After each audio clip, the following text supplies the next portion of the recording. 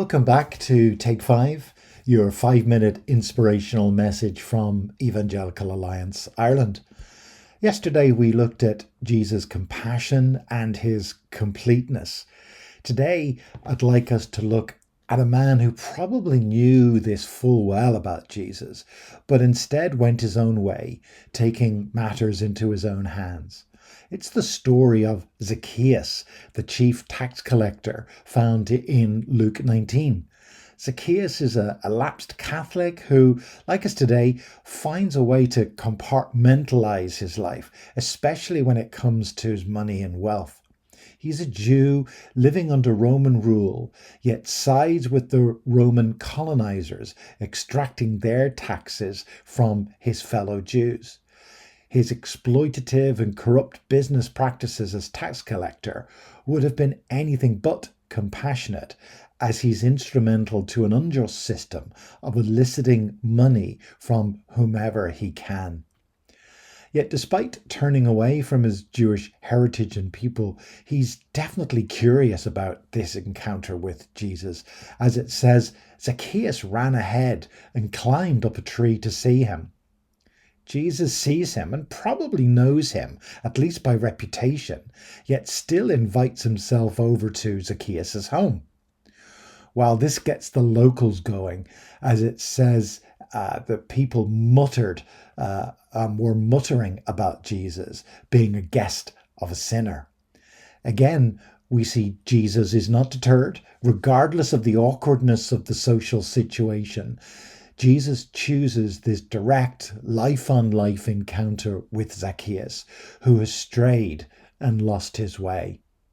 The significance of this encounter is not lost on Zacchaeus either, as it is recorded in Luke 19 verse 8, how he calls Jesus Lord and immediately relents and makes restitution to all those that he has cheated and swindled. It is a stunning acknowledgement in front of his fellow Jews that he has strayed and repents, committing himself to restitution and restoration. Most likely, Zacchaeus had to relinquish his role as chief tax collector. It's hard to see how he had put himself out of business, with the Roman rulers looking to take back his role as tax collector, and to appoint someone else more in line with their exploitative system. It would be staggering. Jesus' response in verses 9 and 10 are equally staggering. Firstly, Jesus acknowledges that Zacchaeus has changed his ways, been restored, and now one who walks in the footsteps of Abraham, the first patriarch of the Jews. Jesus establishes Zacchaeus as an exemplary Jew, representative of what those watching and muttering must do in turn of their appeasement and allegiance with a corrupt Roman system, and instead to find moral and ethical redemption.